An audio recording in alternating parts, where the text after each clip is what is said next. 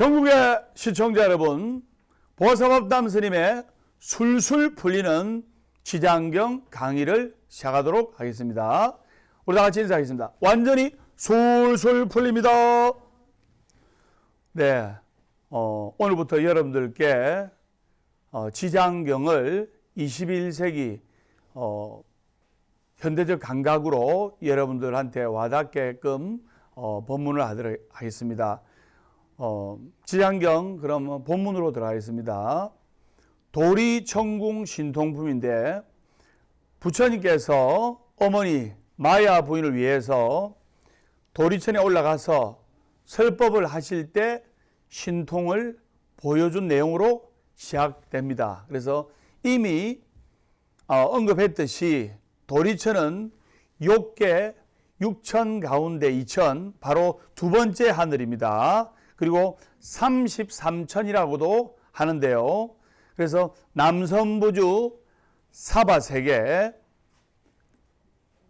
위에 8만 유순이나 멀리 떨어진 곳에 자리한 수미산 꼭대기에 있는 하늘나라입니다. 그래서 도리천의 중앙에 사면이 8만 유순씩 되는 성경성이 있고, 그리고 이 성에 도리천을 다스리는 제석천이 살고 있는 거예요. 그래서 이와 같이 경전에는 상상하기 힘들 정도로 헤아릴 수 없는 하늘이 존재하는데요. 첨단 우주과학을 연구하는 학자들의 연구가 깊어지면 깊어질수록 경전 속에 수많은 하늘들이 실제로 증명될 것이라는 확신이 드는 거예요. 부처님께서는 이미 3000년 전에 지구의 공전 방향을 예측을 하셨고, 부처님께서 이미 3000년 전에 사람 몸 속에는 3000개의 구멍이 있다. 그랬을 때 많은 제자들과 많은 사람들은 전혀 믿지를 않았어요. 근데 약 3000년 지난 지금의 전자힌매경이 발달하고 현대과학이 발달한 이때 사람 몸속에는 3000개의 땅구멍이 존재하고 있고, 그리고 지구의 공전 방향이 시계바늘 방향으로 오른쪽으로 돈다는 것도 밝혀졌고, 그리고 여러분들 하수구에 빨래하고 물 내리면 물이 소용돌이 치면서 내려가죠. 맞죠? 그래서 물이 어떤 방향으로 소용돌이 치면 바로 오른쪽으로 돌면서 소용돌이 치면서 내려갑니다. 왼쪽으로 안 돌아요. 그리고 여러분들 집에 또는 공원에 보면 등나무가 꼬이면서 자라지요. 등나무가 꼬이면서 자라는 것도 오른쪽으로 꼬이면서 자라는 거예요. 즉 우요삼작, 오른쪽으로 세 바퀴 돌아라. 이것은 부처님께서 3000년 전에 이미 지구의 공전 방향을 해안으로 알고 계셨다는 말입니다. 그래서 우리 불교는 정말로 과학적이고, 그리고 정말로 이 보이지 않는 마음을 다스릴 수 있는 현대적 종교라고 제가 말씀을 드릴 수가 있는 거예요. 그래서 우리가 불법을 믿고 부처님의 가르침을 배우고 하면 내 마음을 조복받고 내 마음을 다스릴 수가 있고, 그리고 이 마음이야말로 가장 중요한 것이기 때문입니다. 내 마음이 행복해야, 몸은 조금 힘들더라도 내 마음이 즐겁고 편안하고 행복해야 진정한 행복이고, 내 마음이 괴롭고 내 마음이 힘들면 바로 내가 앉아있는 그 자리가 고통스러운 자리고 지옥의 자리라고 할 수가 있는 겁니다. 여러분들이 내 마음속에 내재던 법의 창고에 본래 자기 자신이 있다고 생각하시면 되는 거예요. 그래서 여러분들이 사성제, 육바라밀, 보시, 지계, 인욕, 정진, 선정, 지혜를 행하면서 8정도 12연기법을 공부하면서 상구보리 하와중생하면 여러분들이 행복의 세계로 갈 수가 있고 술술 풀릴 수가 있는 거예요. 많은 불보살님께서는 보살의 상징, 화관의 상징을 쓰고 계십니다. 즉 보관, 화관을 쓰고 계세요. 관세음보살님, 문수보살님, 보현보살님, 대세지보살님 이런 분들은 조금 있으면 부처님이 되실 분이기 때문에 제가 선정하겠습니다. 성불의 상징, 성불의 상징인 이 보관을 쓰고 계신 거예요. 그런데 대원본존 지장보살이라, 지장보살님은 원중에 제일 큰 원을 세우신 분이라 해서 지옥에서 고통받고 있는 중생들이 극락왕생하기 전까지는 결코 성불하지 않겠다고 제일 큰 원을 세우신 분이 바로 지장보살이에요. 그래서 여러분들 지장보살 10지옥도 보면 우리 변호사 같은 지장보살님께서 고문받고 있는 중생들 옆에 가서 그분들을 변호하고 조금이라도 고통을 덜 받게끔 이렇게 옆에서 기도해 주는 모습을 지옥도에 보면 여러분들이 알 수가 있는 거예요. 자, 그러면 본문 들어가겠습니다. 나는 이와 같이 들었다. 한때 부처님께서 도리천에 계시면서 어머니를 위하여 설법하고 계셨다. 그때 시방세계에 수많은 부처님과 대보살, 마하살들이 모여 석가모니 부처님이 오타각세에 불가사의한 대지혜와 신통력으로 조복하기 어려운 강강한 중생들을 다스리고 괴롭고 즐거운 법을 알게 해주심을 찬탄하였다. 그리고 각각 사람을 보내어 세종께 문안을 여쭈었다. 자, 이 부분 해석가 있습니다. 부처님 대승경전 대부분은 여시아문으로 시작해서 신수봉행으로 끝납니다. 제가 선정하겠습니다. 여시아문, 신수봉행. 그래서 여시아문으로 시작해서 신수봉행으로 끝나는데 그게 무슨 말이냐? 부처님께서 살아계실 당시에는 내 마음이 괴로우면 부처님한테 가가지고 부처님, 제 마음이 괴롭습니다.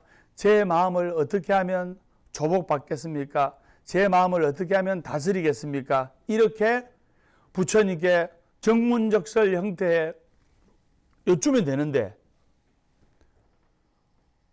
부처님께서 돌아가시고 부처님 말씀을 들으려고 하니까 들을 수 있어요, 없어요?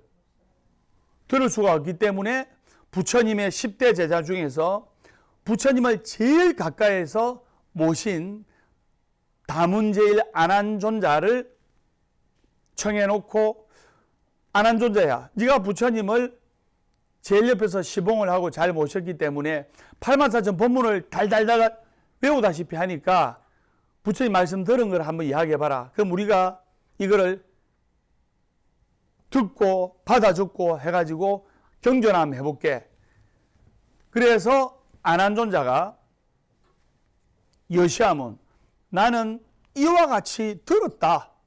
그래서 대부분의 경전이 여시아문으로 시작돼서 그래서 나는 이와 같이 들었고 맨 마지막에는 제가 선정하겠습니다. 신수봉행. 크게 해주세요. 신수봉행. 그래서 믿으신, 믿고 수, 받들어서 봉행, 행하겠다. 부처님 말씀을 믿고 받들어서 행하겠다. 그래서 대부분의 경전이 여시아문으로 시작해서 뭐로 끝난다고요? 신수봉행으로 끝났어요. 그런데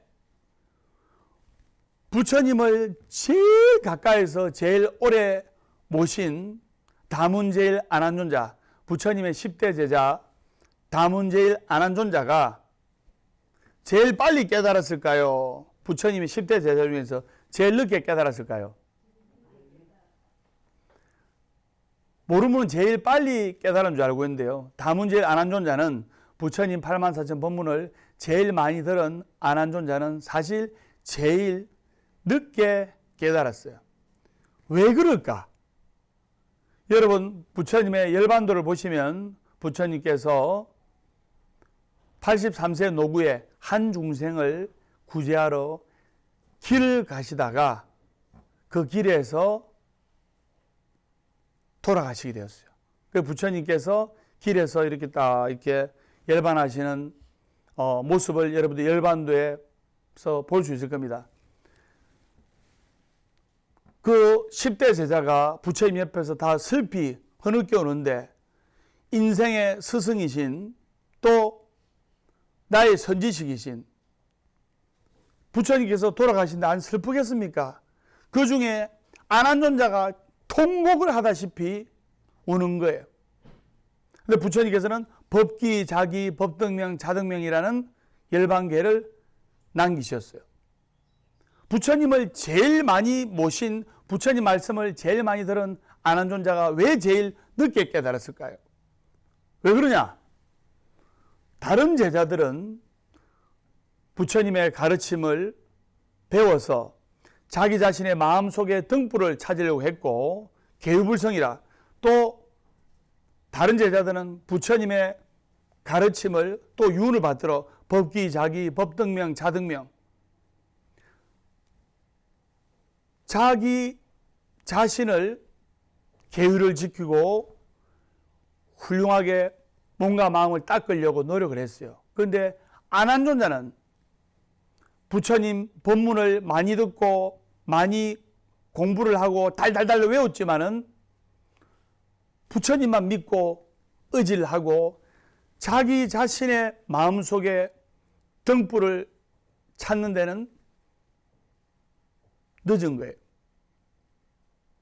그래서 여러분들도 불법을 닦으면서 자기 자신의 마음속에 등불을 찾아야 되고 부처님의 가르침을 배워서 여러분들도 부처님을 닮으려고 노력을 해야 되는 거예요. 그래서 여시아문으로 시작해서 신수봉행으로 끝나는 것이 대부분의 경전이고, 석가모니 부처님의 정통 설법을 나타내는 말로서 대승경전인지 아닌지 구별하는 단초가 바로 여시아문으로 들어가면 무슨 경전? 대승경전. 여시아문으로 들어가지 않으면 대승경전이 아닌 거예요. 그래서 부처님께서는 부처님 당신이 깨달은 법을 설법함에 있어서 본질적으로 우리에게 갖춰져 있는 것을 고려해 법석을 펴신 거예요. 그래서 여시란 것은 이와 같이라는 말입니다. 그러면 아문이란 말은 제가 선장했습니다. 내가 들었다. 내가 들었다. 그러면 여시아문이란 것은 이와 같이 내가 들었다. 그러면 여시악연이란 말이 있습니다. 여시악연. 여시악연이 뭐냐? 제가 선장했습니다. 이와 같이 내가 보았다. 그래서 여시악연이라 한다면 이와 같이 내가 보았다라고 풀이될 수가 있는 거예요. 그래서 깨달음의 세계는 우리에게 본질적으로 갖춰져 있는 거예요. 내가 24시간 착하고 내가 24시간 선한 생각, 좋은 생각, 그리고 착하고 좋은 행동을 한다면 우리도 부처님의 세계에 한 발짝 한 발짝 전진할 수가 있는 거예요. 근데 단지 우리는 스스로 가려져 있는 안목이 문제 있는 겁니다. 여러분들이 이 지장경 공부를 하는 것은 뭐냐? 단순히 딱딱한 불교 교리를 배운다는 것이 아니고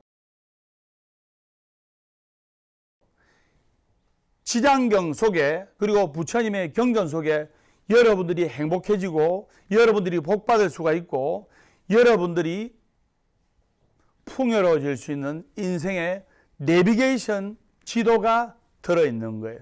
그래서 여러분들이 사경을 하고 경전 공부를 해야 되는 이유가 바로 거기에 있는 거예요. 무조건 부처님 와서 부처님 복 좀 주세요, 복 좀 주세요 하는 것도 괜찮지만은 부처님께서 걸어가신 그 경의 말씀을 한 발짝 한 발짝 우리가 공부하고 답습함으로써 여러분들도 부처님처럼 닮아갈 수가 있고 여러분들도 부처님처럼 행복할 수가 있다 이 말입니다. 아는 존재는 부처님의 사촌 동생이고 또 대바다타의 친동생이에요. 부처님께서 깨달음을 이루시던 날 음력 12월 8일 부처님 성도일, 우리말로 음력 12월 8일 부처님 되신 날에 이 아는 존재는 태어났는데요. 그래서 25살에 출가해가지고 25년 동안 부처님의 시자로서 부처님을 지극정성 모신 분이에요. 그래서 부처님의 10대 제자 보면 다문제일, 아난존자, 수보리, 그리고 부처님의 아들 라울라도 부처님의 10대 제자였다는 것을 아셔야 됩니다. 그래서 우리가 이 아난존자가 말한 도리천이라는 하늘의 세계를 보기 위해서는 마음이 반듯해야 되는 거예요. 도리천에서 설법하시는 석가모니 부처님은 전생의 부처님일 수도 있고 또 그 당시 현세의 부처님일 수도 있는 거예요. 그러면 오탁악세란 말이 나오는데요. 오탁악세에서 벗어나려면 어떻게 해야 되느냐? 여러분들이 오탁악세에서 벗어나려면 삼업을 밝히고 대긍정의 실천을 해야 되는 거예요. 그래서 말세에 이르러 세상이 점점 혼탁해지는 모습을 5가지 정조로 분류하여 오탁이라 하고, 제가 선장해도 오탁. 예, 오탁으로 가득 찬 나쁜 세상, 즉 말세를 오탁악세라고 하는 거예요. 그러면 첫째, 겁탁은 전쟁, 전염병, 기근 등의 그칠 사이가 없어서 편안하게 살 수 없는 재난의 시대를 말하는 거예요. 자, 둘째, 견탁은 잘못된 견해, 잘못된 견해를 가지고 잘못된 가치관을 가지고 있는 사람하고 대화를 하면 대화가 된다 1번, 안 된다 2번, 몇 번? 2번. 대화가 안 되는 거예요. 그래서 올바른 견해를 가져야 되는 것이고, 팔정죄도 정견 잘 봐라 이 말입니다. 사실 여러분들 인생살이라는 것이 다 보는 거예요. 그리고 반야신경에 안이비설신이 나오지 않습니까? 잘 봐야 됩니다. 거룩하신 성철 큰 스님도 산을 산으로 보고 물을 물로 보라고 말씀을 하셨어요. 산은 산이요 물은 물이요 말씀하지 않습니까? 잘 봐야 돼요. 자, 안이비설신이 안, 눈으로 보죠? 맞죠? 그 다음에 이, 귀로 들어보지요? 다 보는 거예요. 설, 혀로 맛봐보지요? 그 다음에 신, 몸으로 느껴보지요? 그 다음에 비, 냄새 맡아보지요? 안이비설, 신, 몸으로 느끼고, 몸으로 느껴보고, 그 다음에 의, 생각해보지요? 다 보는 거예요. 잘 봐야 되는 거예요. 똑바로 봐야 되는 거예요. 그래서 여러분들이 지장경을 공부하고 불법을 공부하면 내 인생을 객관적으로 볼 줄 아는 해안이 생기고, 그리고 나의 안목이 열리는 거예요.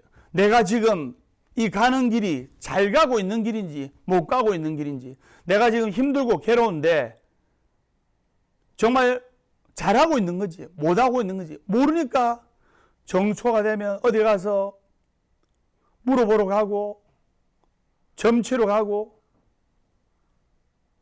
너무나 기복적인 행위를 하는 거예요. 그러면 안 됩니다. 그래서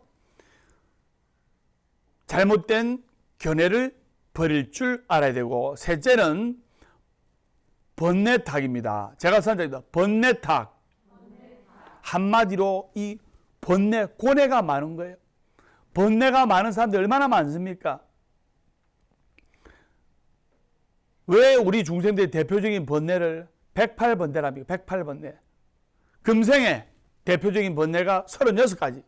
전생의 대표적인 번뇌가 36가지. 내생의 대표적인 번뇌가 36가지. 그래서 무슨 번뇌란다?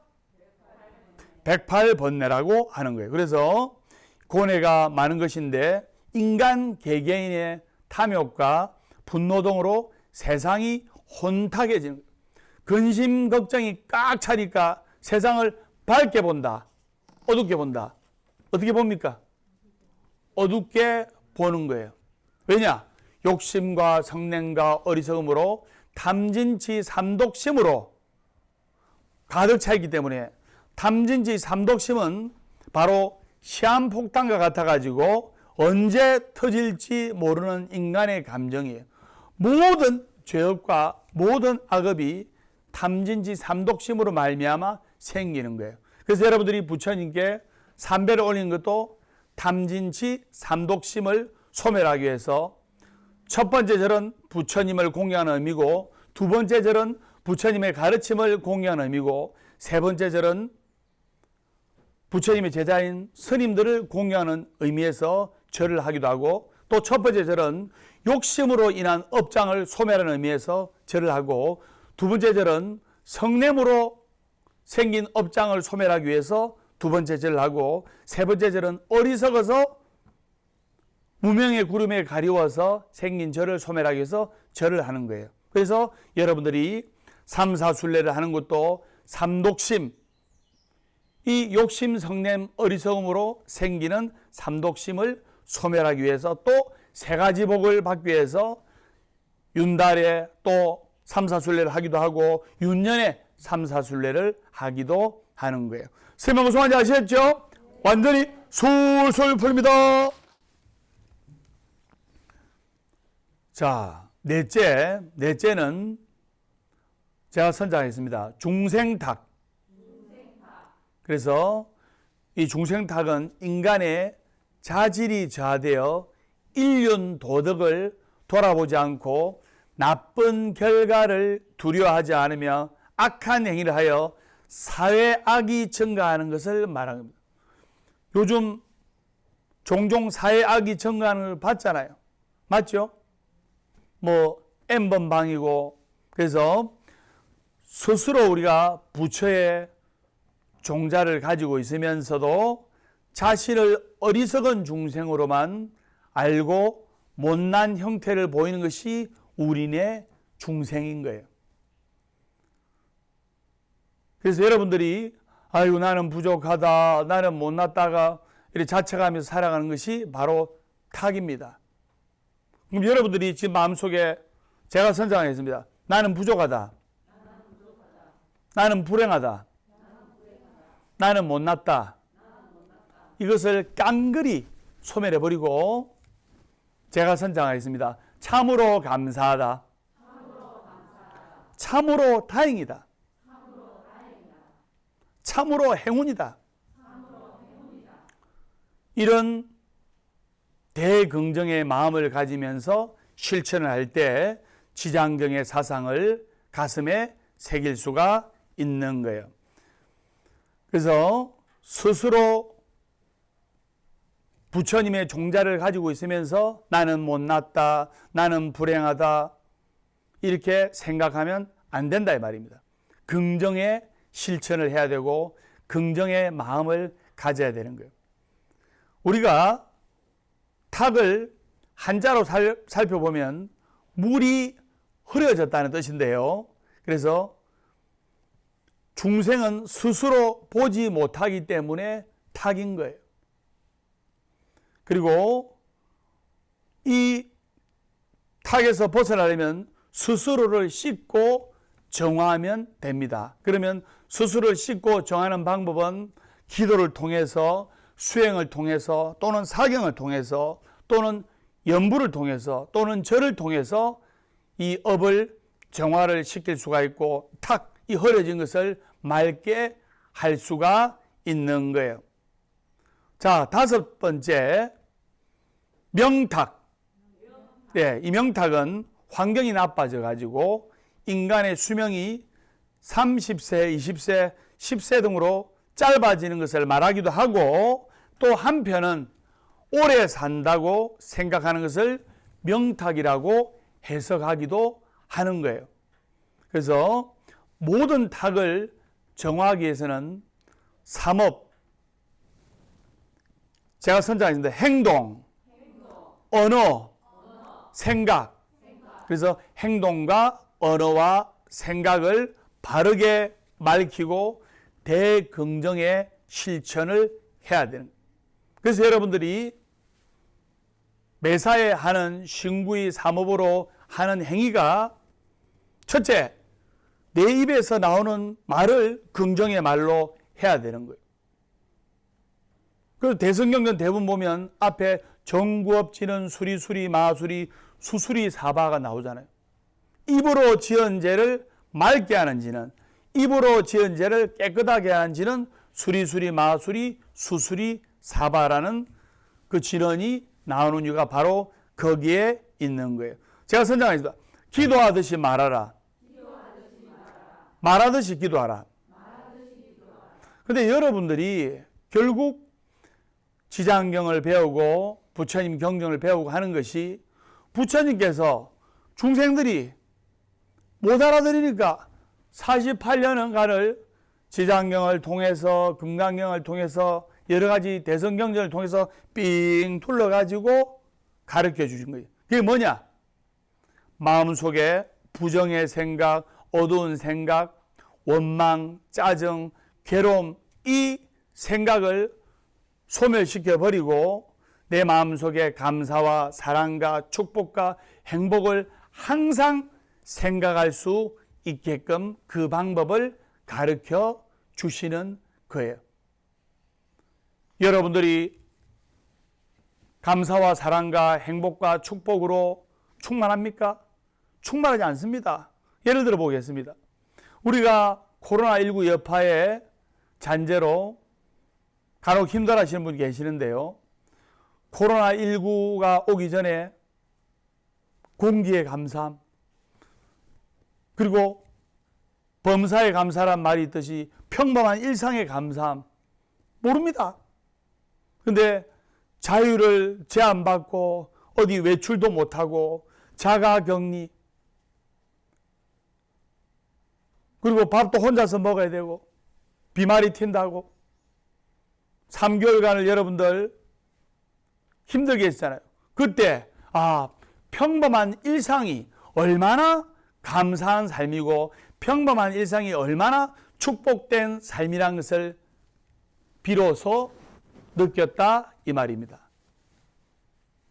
이렇게 봉화사에 건강하게 기도하러 오는 것만으로도 얼마나 감사한 일입니까?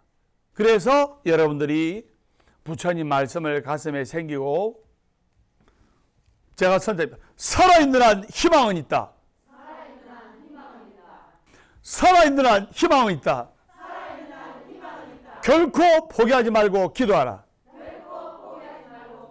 괴로우면 기도하고, 외로우면 염불하고, 조용하면 참선 독경하라. 월요일은 원래 없고, 화요일은 화가 나도 없고, 수요일은 수시로 없고, 목요일은 목이 터져라 없고, 금요일은 금방 없고 또 없고, 토요일은 토실토실하게 없고, 일요일은 일 없어서 웃는다. 행복하기 때문에 웃는 것이 아니라 웃기 때문에 행복한 것이다.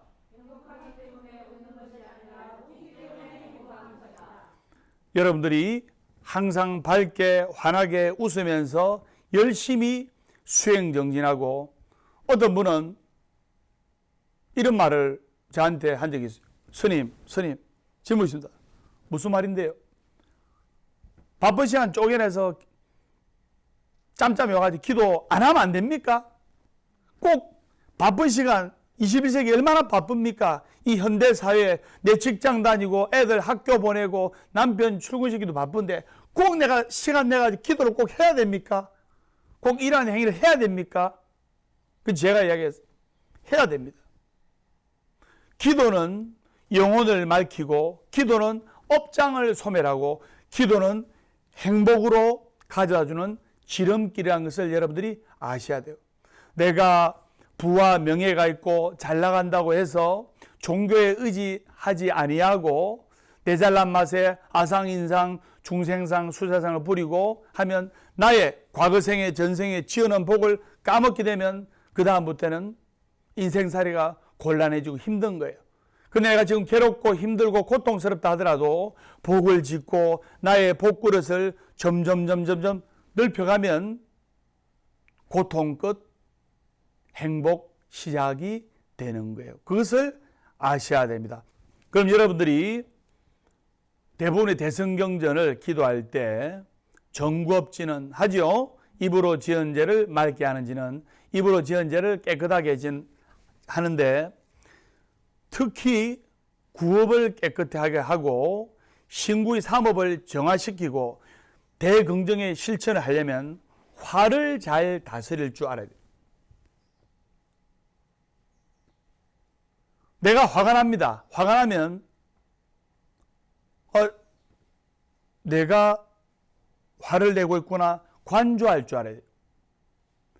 여러분들이 신구의 삼업을 맑게 하고 긍정의 실천을 하고 기도하듯이 말을 할 때 여러분들이 화도 다스릴 수가 있는 거예요. 우리가 마음 그릇을 도량이랍니다. 도량. 그러면 이 마음 그릇 도량이 작은 사람은 어떤 결과를 초래하느냐? 쉽게 얘기해서 냄비 있죠, 냄비. 여러분, 냄비, 라면 한 개 끓이는 냄비 있으면 가스 불 틀어놓고 한 3분이면 뚜껑이 바르르 떨려요. 맞죠? 근데 라면을 한 50개 넣을 큰 솥은 몇 시간 동안 끓여야 되는 거예요. 몇 시간 동안 끓여도 뚜껑이 열릴까 말까 합니다. 나의 마음 그릇 또한 마찬가지예요. 나의 마음 그릇이 냄비처럼 좁은 사람은 사소한 일에도 파르르 열리고, 사소한 일에도 냄비 뚜껑 열리듯이 뚜껑이 열리는 거예요. 근데 나의 마음 그릇과 도량을, 내 마음의 그릇을 넓게 하는 사람은 웬만한 고통과 괴로움과 스트레스에도 내 화를 조절할 줄 알고 참을 줄 아는 거예요. 사람인데 어떻게 화가 나면 화를 제로의 상태로 없앨 수가 있습니까? 그건 아닙니다. 그러나 나의 화를 객관적으로 살펴봄으로써 화를 자제하고 분노를 잘 다스리고 화를 절제할 줄 아는 그런 불자는 되려고 노력해야 된다 이 말입니다. 완전히 술술 풀립니다.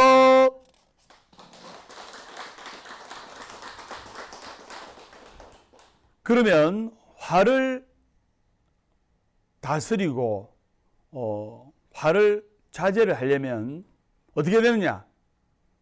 화를 다스리는 법을 제가 간단히 짚고 넘어가겠는데요.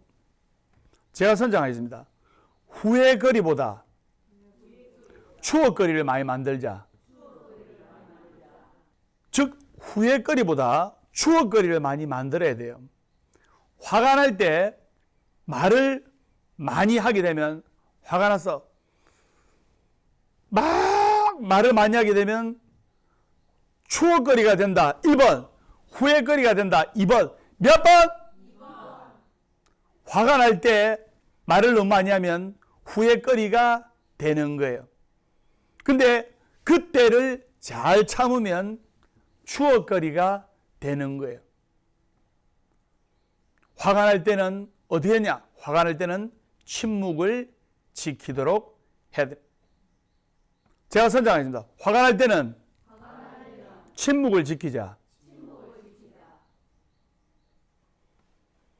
화를 많이 내면 화가 오는 거예요. 그리고 여러분 이걸 아셔야 됩니다. 성격이 불같은 사람의 운명은 그 사람의 운명도 불같이 타오르는 거예요. 성격이 불같은 사람의 운명은 그 사람의 운명도 불같이 타올라서 홀라당 타버리는 거예요. 화가 날 때는 침묵을 지키려고 노력을 해야 되는 거예요. 불길이 너무 강하면 여러분들 고구마 익힐 때 촌에서 고구마 익혀 보셨죠? 고구마 익힐 때 불을 적당히 열어 가지고 이래 이거야 안에까지 맛있게 따끈따끈하게 잘 익는데 불길이 너무 강해버리면 고구마는 익지 않고 껍질만 홀라당 타버려요. 살다 보면 기쁠 때도 있고 즐거울 때도 있고 슬플 때도 있고 괴로울 때도 있는 거예요. 즐거움은 그 순간이 지나면 금세 잊혀지지만은 고통은 우리의 마음 깊숙이 상처를 남기는 거예요. 그래서 감정이 격해질 때는 한 걸음 물러서 가지고 객관적으로 쳐다보고 치밀어 오른 화를 자제하고 네가 잘났니 내가 잘났니 네 잘났니 내 잘났니 따질 것이 아니고 역지사지 상대방의 입장을 헤아리도록 노력을 해야 되는 거예요. 내가 지금 상대방의 입장이라면 어떨까? 한 번만 생각해 보더라도 상당 부분 상대방이 이해가 되고 그리고 화도 가라앉을 수가 있는 거예요. 그걸 여러분들이 아셔야 돼요. 상대방의 말을 들어보면 자세히 경청을 해보면 다 어느 정도 일리가 있는 말입니다. 맞죠? 그래서 상대방의 입장에서 우리가 한번 생각해보고 하면 내가 화를 내는 것도 어느 정도 자제할 수 있고 화를 내는 것도 조절할 수가 있는 거예요. 완전히 솔솔 풀립니다.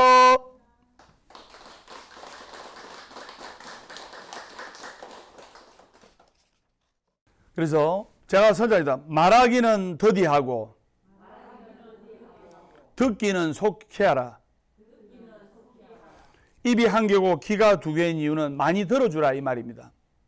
그래서 여러분들이 운전할 때 서서히 브레이크를 밟듯이 이렇게 상대방의 말에 귀 기울이고 나의 화를 절제하고 자제하려고 노력한다면 여러분들 인생이 성공하고 여러분들은 성공하는 도량 보아서와 같습니다. 그래서 여러분의 아들, 딸들도 반드시 성공할 수 있다 이 말입니다. 제가 개인적으로 존경하는 인물이 한 분이 있는데요. 정주영 전 회장님인데 이 경영자 중에서 필요한 화를 적재적소에 잘 구사했던 분이 정주영 명예회장님이었습니다. 아무 때나 화를 내는 것이 아니고 그분이 화를 내고 어떤 것을 지적하는 모습을 볼 때는 주위에서 다 공감을 하는 거예요. 그리고 화를 내고 뭐라 했으면 그 사람을 나중에 조용할 때 불러가지고 사실은 이러이러해서 그랬다. 당사자를 불러가지고 왜 화를 냈는지를 이야기를 하고 또 괜찮은지를 물었다고 하는 걸 보면 대인배라고 생각할 수가 있는 겁니다. 화에 대해서 이야기를 하고 있는데 여담 한 가지만 하겠습니다.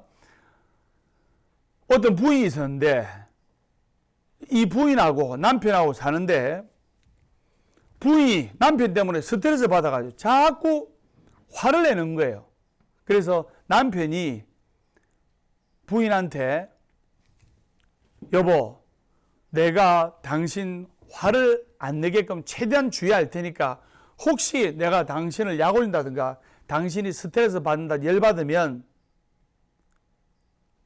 인형을 하나씩 만들어 여보 했어요. 인형을 하나 만들면 아내가 남편 때문에 화가 엄청나게 많이 났다는 뜻이에요. 결혼한 지 3년 만에 아내가 인형을 100개를 만드는 거예요. 집에 인형이 100개가 짜라락 놓여있으니까 그 남편이 그 인형을 볼 때마다 미안할 거 아닙니까? 야, 아내가 이렇게 100번이나 내 때문에 열을 받았구나. 그래서 조심해야지 싶어서 조심하고 조심하는데 세월이 20년, 25년 흘렀어요. 3년에 100개면 한 20년이면 인형이 수천 개가 돼야 될 거 아닙니까? 그런데 100개 인형 외에는 세월이 25년 흘렀는데도 한 개도 늘어나지 않고 25년이 지났는데도 100개 인형이 그대로 있는 거예요. 그래서 남편이 아내한테 물었습니다. 아니, 내가 결혼한 지 3년 만에 100개 인형을 모았는데 100개 인형을 만드는데 화가 나가지고 그 화를 인형으로 만드는데 어떻게 결혼한 지 25년 됐는데 100개 인형이 늘어나지 않았어요, 여보. 그러니까 아내가 하는 말이 명답이에요. 나머지 인형 3,000개 만든 거는 팔았어요, 여보. 3,000개는 팔았다는 겁니다. 3,000개 인형은. 그래서 우리가 화를 조절하고 그리고 대긍정의 실천을 하고 지장경을 공부를 해서 나의 마음을 잘 다스릴 줄 아는 불자가 돼야 돼요. 그래서 불교 경전에 보면 마음심자가 자주 등장합니다. 그것은 마음이라도 내 마음을 잘 다스려가지고 스님들께서 요령을 흔드실 때 마음심자를 찍으면서 요령으로 기도를 해주시는 거예요. 왜? 중생들의 마음을 조복받고 잘 다스리시라고 부처님께서 스님들을 인도해 주시고 스님들께서 우리도 중생들을 인도를 해 주는 거예요. 그래서 물불을 안 가리고 감정을 다스릴 줄 못하면 나이 들어서 뇌출혈이나 뇌졸중이 오는 거예요. 화가 불같이 나가지고 내 감정 조절을 못하고 나중에 뒷목 잡고 넘어가는 사람 봤죠? 자기 감정을 다스릴 줄 모르고 화를 다스릴 줄 몰라서 그렇다 이 말입니다. 그래서 지장경 맨 첫머리에 오타각세의 능이 불가사의한 대지혜와 신통력으로 조복받기 어려운 강강한 중생들을 다스리고라는 대목이 있습니다. 여기서 강강이란 말은 한마디로 기가 세고 언행이 강하고 굽힘이 없어 단단하다는 것을 뜻하는데요. 성격이 강한 데다가 옹고집에 막무가내인 사람을 설득하기가, 여러분 성격 옹고진 사람, 성격 막무가내인 사람 정말 설득하기 어려워요. 그런데 이런 강강한 중생들을 부처님의 대지혜로서 조복시켜서 부처님께서는 고락의 법, 즉 진리를 알게 해주셨으니 우리가 부처님의 위신력이 얼마나 크신지 일깨워주는 대목입니다. 오늘 술술 풀린 지장경 도리천궁 신동품, 다음 시간에 밝고 건강한 모습으로 뵙도록 하겠습니다. 완전히 술술 풀립니다. 술술 풀릴 겁니다. 술술 풀릴 겁니다. 행복하려면 행복한 사람 곁에, 술술 풀리려면 법담 스님과 함께 포기하지 마세요. 희망은 있어. 우리 다 함께 술술 풀릴 거야. 술술 풀릴 거야. 우리 모두 다